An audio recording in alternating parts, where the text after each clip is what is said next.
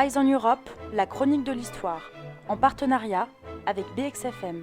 Cette semaine, Émile Hermann et Roman Armango reçoivent Kenneth Bertrams autour du thème de l'industrialisation. Deuxième épisode, les classes sociales. Vous parlez du patronat et j'aimerais rebondir sur cette question-là. J'aimerais savoir quelle est la différence entre le patronat du XVIIIe siècle et celui du XIXe siècle qui s'amorce avec cette révolution industrielle.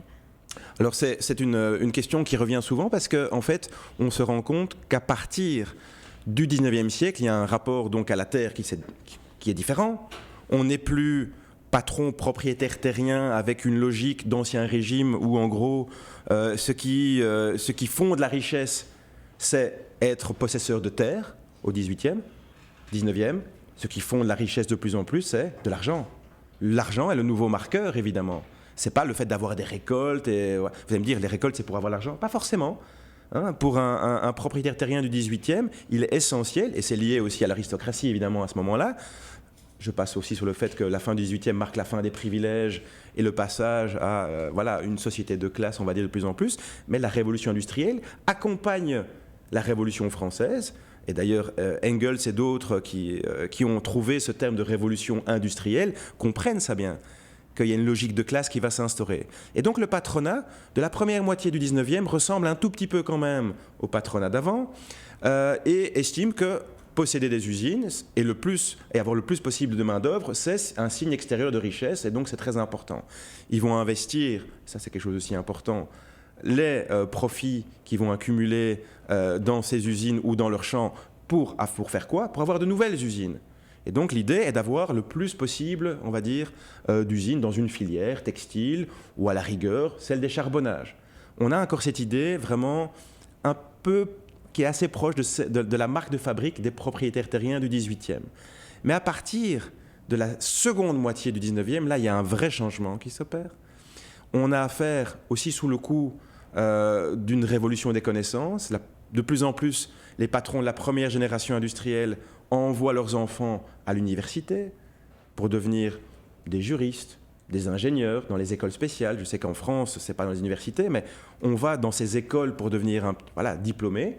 Et puis, là, l'idée, c'est faire quoi? C'est un petit peu différent. On devient des capitaines d'industrie avec l'idée d'une organisation. Donc l'idée, ce n'est pas forcément d'avoir le plus possible d'entreprises, c'est d'avoir des entreprises qui sont rentables, qui ont le plus de profit possible, dans des secteurs nouveaux. Et quels sont ces secteurs nouveaux, justement, en seconde moitié? Et ça, c'est la seconde révolution industrielle. C'est la chimie, c'est l'électricité, et c'est aussi la pétrochimie, l'essence qui va arriver, les moteurs à explosion, donc l'automobile qui va arriver. C'est Ford qui va démarrer toute fin 19e, début 20e. Et donc là, vous voyez, ce sont des filières différentes, et les comportements sont différents, parce que ce n'est pas du big is beautiful, si vous voulez, c'est plutôt des filières avec une innovation, avec l'idée d'avoir certes de la main-d'œuvre, mais de la main-d'œuvre, une partie qualifiée, une autre partie, évidemment, qui vont faire le travail sur l'atelier, on va dire le plus possible, à bas coût, et donc avoir cette idée un petit peu de management qui commence à partir de la fin du 19e. Et donc ce patronat de la seconde révolution industrielle, il est très différent du patronat de la première révolution industrielle. Ce patronat de la première révolution industrielle, selon moi, ressemble assez fort au patronat d'ancien régime, parce qu'il y a cette attache à la terre et à toute une série de choses. Moi, j'ai peut-être une question pour rebondir aussi alors sur ce second patronat, qui semble à ce moment-là être une des nouvelles composantes de la société capitaliste dans laquelle, qui évolue à ce moment-là, et qui semble aussi évoluer en même temps que l'idée libérale. Est-ce que cette idée libérale, elle concerne surtout davantage cette classe du patronat qui, comme vous le dites, envoie ses enfants à l'université, à cet objectif d'établir des sociétés, des usines, des entreprises qui sont rentables, ou est-ce que c'est une idée qui aussi qui a pu se développer dans d'autres couches de la société à cette époque-là? Alors, il faut juste revenir à la structure économique et politique de l'époque. Ceux qui votent, ce sont les riches. Les riches, qu'est-ce qu'ils veulent? Le moins d'impôts possible, le moins de freins aux échanges entre pays sur le plan économique, quelque part, et ils n'ont pas forcément envie, les riches, que les pauvres commencent à voter, ça c'est clair. Donc en gros, tout le long du XIXe siècle, c'est la même trame. Et il n'y a pas là, je dirais, sur le plan des franges sociologiques, d'autres composantes qui, du côté des ouvriers, des agriculteurs, voilà, de ceux qui essaient de survivre, d'idées libérales. Ils sont là juste en train de dire, nous, ce qu'on veut, c'est essayer d'avoir un peu plus. Et il faudra, attendre ce qu'on pourrait appeler des philanthropes libéraux, des intellectuels. Le mot est complètement anachronique, hein, j'assume. C'est pas du tout à ce moment-là qu'il y a des intellectuels. C'est Zola qui crée les intellectuels avec le nom, le terme. Hein, J'accuse, l'affaire Dreyfus, tout ça, c'est bien tardif. Mais bon, on peut dire qu'il y a des penseurs qui se disent, qui s'estiment, et là aussi le terme est anachronique, mais de gauche, et qui disent ça ne va pas. On est arrivé là au bout d'une exploitation larvée de la main-d'œuvre dans les usines et dans les champs, et il faut commencer à faire comprendre à ces gens qu'ils doivent s'organiser. D'accord ?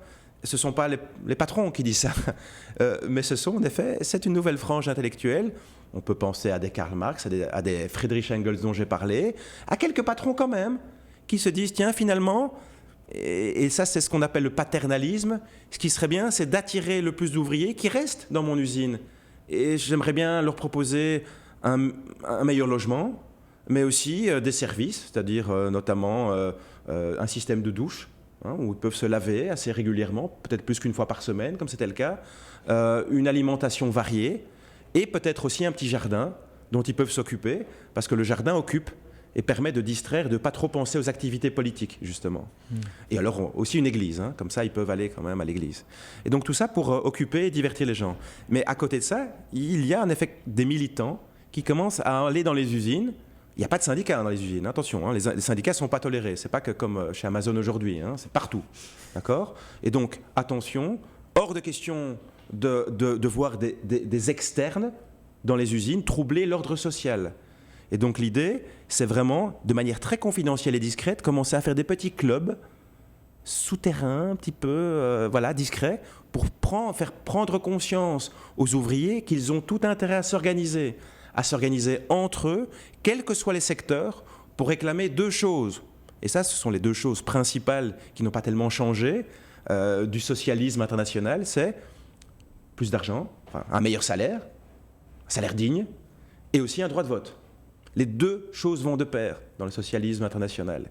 Et il faudra attendre peut-être le dernier tiers du 19e siècle pour qu'on commence non pas à avoir un salaire décent, parce que ça, il faudra attendre presque la Seconde Guerre mondiale, si vous voulez, on pourrait y revenir, mais en tout cas, à la suite de grèves, à la suite de toute une série d'actions de registres collectifs pour faire en sorte qu'on mette la pression sur les patrons, eh bien, on finira par être entendu sur le plan politique. Et on va commencer à augmenter les franchises électorales et permettre, d'abord aux hommes, et puis, après la Première Guerre mondiale, aux femmes aussi, sur le plan communal, hein, il faudra attendre la Seconde Guerre mondiale pour le plan législatif, eh bien, d'avoir un droit de vote. Et une personne, une voix. Et ça va bouleverser tout l'échiquier politique, faire entrer des partis ouvriers dans les parlements et transformer la donne aussi sur le plan, on va dire, des politiques sociales et économiques au sein des usines. Oui, c'est très complexe, très long, très lent. Et ça ne s'est pas fait en un jour, et c'est sûrement pas là une conséquence de la révolution industrielle. C'est une conséquence des mouvements sociaux, des luttes sociales, des tensions entre patrons et autres, avec quelquefois, il ne faut pas l'oublier, l'aide de certains patrons, avec l'aide de certains intellectuels, pré-intellectuels, comme Marx Engels, qui disaient il faut d'abord s'unir sur le plan international. Hein, donc le terme fait vraiment prolétariat, prolétaire de tous les pays. Organisez-vous, hein, rappelez-vous le manifeste. Et donc c'est ça l'idée. Et c'est ça qui est intéressant, et souvent ça on l'oublie, c'est d'abord sur le plan international que les choses vont se faire. Aujourd'hui, quand on parle du socialisme ou même du communisme, on a ce terme qui est l'internationale ouvrière. C'est pas pour rien. C'est d'abord les franges de tous les pays, avec des délégués qui viennent et qui se disent, tiens, dans nos pays c'est comme ça que ça se passe. Comment s'organiser pour que finalement on mette une pression sur nos gouvernants et indirectement sur nos patrons pour changer les choses. Et en effet, de proche en proche, ça va passer par le droit de vote et c'est comme ça que ça va s'organiser. Concernant les transformations sociales, j'aimerais savoir si la méritocratie a été inventée à ce moment-là. Est-ce qu'elle existait vraiment ? Est-ce qu'on voit des évolutions sociales, ou est-ce que ça reste juste une chimère pour motiver les ouvriers à travailler plus Donc la méritocratie, vous voulez dire le fait de permettre à ceux qui sont le plus qualifiés d'évoluer. Alors, c'est une question complexe et qui n'est pas épuisée par les sociologues actuellement. Hein. d'abord. Est-ce qu'on est dans une méritocratie réelle, feinte? Est-ce qu'on est dans l'illusion? Alors, la mobilité sociale, très clairement, elle existe un peu plus aujourd'hui, on peut le dire, qu'il y a un siècle, et encore beaucoup plus qu'il y a 2 siècles où elle n'existait pas. Disons simplement que c'était beaucoup plus simple durant l'Ancien Régime. Si vous étiez fille, déjà vous n'avez pas de chance, hein, en tant que fille, femme, déjà il faut le dire. Parce que là, on vous coltinait directement à quelqu'un pour survivre et vous deviez tout simplement travailler encore plus que votre mari. Mais donc, pas de chance. Si vous étiez le deuxième d'une famille nombreuse, et il y avait beaucoup de familles nombreuses, donc en tout cas pas l'aîné, là vous n'aviez pas de chance non plus, vous étiez condamné à l'exil pour chercher un meilleur boulot. À la rigueur, les aînés, mâles, ils pouvaient un petit peu essayer de prétendre faire quoi? Le travail de papa. Bon, donc c'est très simple comme logique, c'est une société d'ordre où quand on est paysan et fils de paysan, on restera fils de paysan et ses enfants seront des paysans. Donc il n'y a pas de mobilité sociale. Okay? La Révolution française commence à changer un tout petit peu les choses, mais à la marge, parce qu'elle remplace quoi? Elle remplace l'ordre par le marché, par la loi de l'offre et la demande. Ben, ceux qui étaient pauvres avant, malheureusement, dans la plupart des cas, 99% on va dire, vont rester pauvres.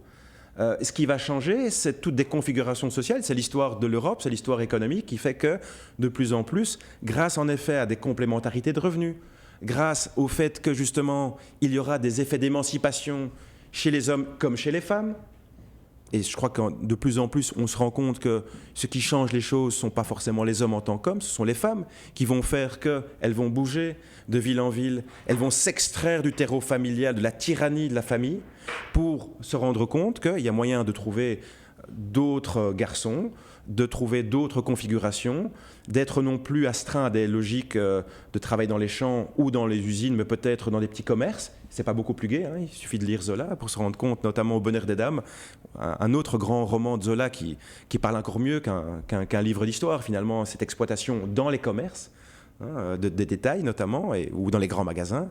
Et tout ça pour se rendre compte quand même qu'il y a moyen de s'extraire de sa situation sociale.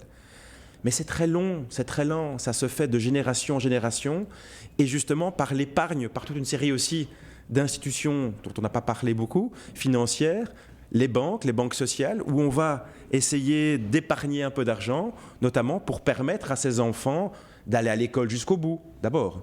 Parce que n'oublions pas que la Belgique est à la traîne en matière d'obligation scolaire. C'est en 1914 qu'est votée l'obligation scolaire, quelques mois avant la guerre, beaucoup plus tardivement que les autres pays européens. Donc la Belgique est vraiment à la traîne, un retardataire total. Mais il y a des tendances qui font que de plus en plus, on va interdire le travail des enfants dans les secteurs dangereux, c'était depuis 1900 dans les charbonnages, mais aussi dans les secteurs moins dangereux, dits textiles, mais où il y avait des accidents de travail mortels souvent. Et donc les enfants vont aller à l'école plus longtemps, les filles comme les garçons, d'accord? Pas d'ailleurs dans les écoles mixtes souvent, mais séparées. Et de plus en plus, on va avoir affaire à des enfants qui seront plus, entre guillemets, intellectuellement qualifiés que leurs parents. C'est la logique, ça. De plus en plus, dans une société qui ouvre et qui, sous le poids des pressions externes, commence à dire il faut mettre ça en œuvre. Mais ce qui va faire quoi? C'est que de plus en plus, les enfants vont refuser d'être subordonnés à la logique de leurs parents. Ah, non, j'ai pas envie forcément de faire comme toi, papa. Ben non, maman, moi, clairement, ce que je veux faire, c'est aller à l'étranger, trouver un autre métier, apprendre à voler par mes propres ailes. Ça va se faire très lentement. Plus évidemment, on est dans une configuration sociale difficile, où il y a cette ambiance, cet environnement intellectuel qui n'est pas très ouvert, plus c'est difficile, évidemment. Mais quand même, de proche en proche, ça va se faire. Et donc, cette méritocratie, elle est, entre guillemets, présente, mais comment la saisir? C'est pas uniquement à grands coups de capital financier, c'est ce que Bourdieu appelle plutôt du capital social. C'est parce que, justement, il y a un environnement propice à l'ouverture, au changement, mais c'est aussi le fait que la société s'ouvre un tout petit peu. Alors aujourd'hui, peut-on parler de méritocratie? Oui et non. Il est quand même un peu plus facile à un garçon blanc d'une famille aisée de pouvoir prétendre à une vie professionnelle riche sur deux plans, à la fois financière et culturelle, que quelqu'un qui est issu de l'immigration de première génération et qui habite dans des sociétés, dans des quartiers un peu plus défavorisés, soyons clairs. Et encore plus pour une femme, justement, dans ces familles-là. Donc ça, vous voyez, la méritocratie, elle est là, mais elle n'est pas la même pour tout le monde, je dirais. Donc ça, il faut le rappeler. Mais pourtant, clairement, il y a eu des changements qui se sont opérés depuis des années. Le dernier changement, c'est vraiment le fait de pointer le droit pour les minorités et pour justement des classes ou des quartiers défavorisés à prétendre à plus d'éducation et à avoir des bourses, des systèmes. Mais ça, c'est toute la question qui s'opère en une façon de discrimination positive qui est très à l'œuvre aux États-Unis depuis une quarantaine, cinquantaine d'années, mais qui est toujours un petit peu questionnée aujourd'hui en Europe. Merci de nous avoir écoutés. Rendez-vous la semaine prochaine pour un 3e épisode sur le secteur financier.